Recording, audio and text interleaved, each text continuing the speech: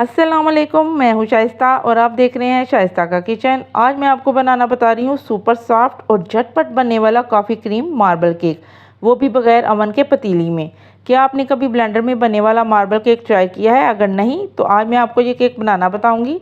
इस केक की सबसे अच्छी बात यह है कि इसके लिए कोई भी ज़्यादा मेहनत नहीं करनी पड़ती और ये झटपट बन के तैयार हो जाता है। तो चलिए इसको बनाना स्टार्ट करते हैं।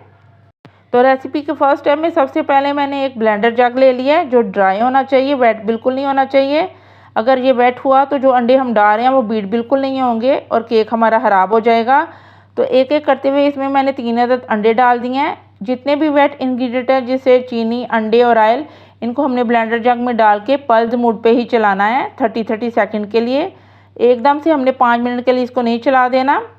ब्लेंडर इस्तेमाल करने से केक बहुत ज़्यादा एक्स्ट्रा फ्लफ़ी और सॉफ्ट बनता है और बहुत ही मज़े का ये केक बन के रेडी होता है। अब इसमें मैं हाफ़ कप जितनी मैंने चीनी डाली है और हाफ़ कप ही मैंने इसमें ऑयल डाला था। अब इन सारी चीज़ों को हम बीट कर लेंगे अच्छी तरह से। जितना हम इसको बीट करेंगे हमारा केक उतना ही मॉइस्ट और सॉफ्ट बन के रेडी होगा। अब इस बैटर को हम रेडी करके एक साइड पे रख लेंगे। अब यहाँ पे मैंने एक बोल ले लिया है और जो बैटर मैंने पहले से रेडी करके रखा था वो इसमें डाल दूँगी। इस बैटर को मैंने 2 हिस्सों में डिवाइड करना है। एक हिस्से में मैं इसके कोको पाउडर ऐड करूँगी और एक में मैं कॉफ़ी ऐड करूँगी।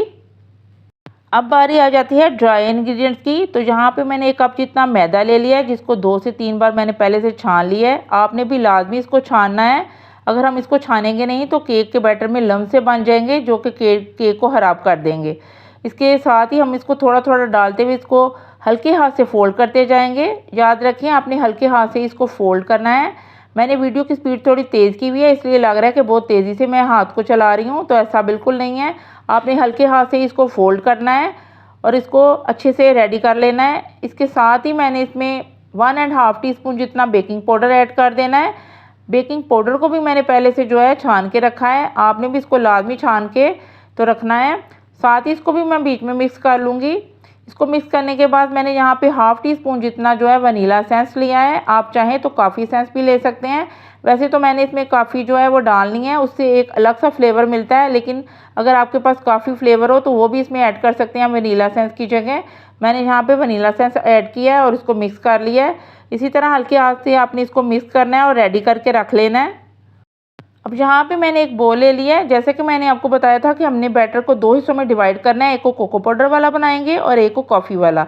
तो कॉफ़ी वाला बनाने के लिए मैंने 1 टीस्पून जितनी कॉफ़ी ले ली थी, उसको नीम गर्म पानी में मिक्स करके पहले से ही रख लिया था।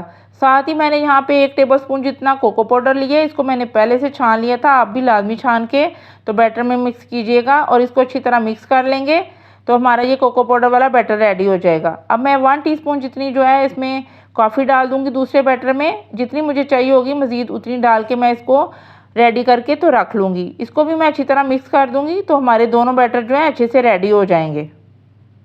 अब मैंने यहाँ पे 4 इंच का मोल्ड ले लिया। उसको मैंने पहले से थोड़ा ऑयल लगा के और बटर पेपर लगा के रेडी कर लिया था। अगर आपके पास बटर पेपर मौजूद नहीं है तो आप इसको ऑयल लगाने के बाद मैदा डस्ट करके भी रेडी कर सकते हैं।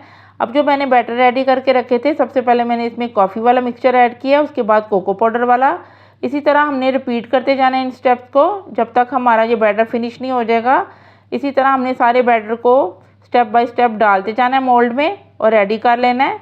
जैसे ही ये हम ख़त्म कर लेंगे बैटर को तो मैंने एक टूथपिक लिया, उसकी मदद से कोई भी आप डिज़ाइन बना दें। मैं अभी यहाँ पे हल्का फुल्का सा जो डिज़ाइन मुझे समझ आए वो बना लूँगी। बैटर रेडी करने से पहले ही मैंने पतीले को 15 मिनट के लिए प्री हीट करने के लिए रख दिया था। उसकी बेस पे मैंने एक स्टील की प्लेट ली है कोई पुरानी सी। आप चाहें तो इसके नीचे कोई स्टैंड भी रख सकते हैं और जो बैटर हमने रेडी किया था वो उसको बेक करने के लिए रख देंगे। अगर आप स्टोव पे बेकिंग कर रहे हैं तो आपको 30 से 40 मिनट लग जाएंगे केक को बेक करने के लिए। अगर आप यही केक जो है ओवन में बेक करना चाह रहे हैं तो 180 पे रख के आपने 30 to 35 मिनट के लिए इसको बेक कर लेना है।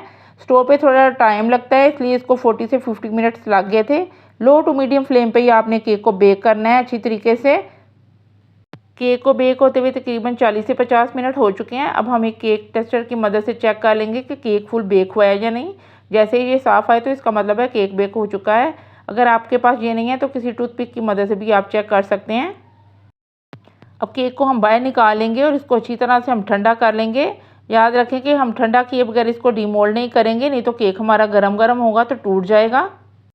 तो केक जहाँ पे अच्छी तरह से ठंडा हो गया था, अब मैं एक नाइफ़ की मदद से इसके एजेस को लूज़ कर लूँगी। एक प्लेट लिया मैंने, उसमें इसको मैं डीमोल्ड कर लूँगी और जो बटर पेपर लगा था उसको हटा दूँगी। अब मैं इसको आपको कट करके भी दिखाती हूँ कि अंदर से इसकी लुक किस तरह की आई है। बहुत ही स्पॉन्जी बन के रेडी होता है।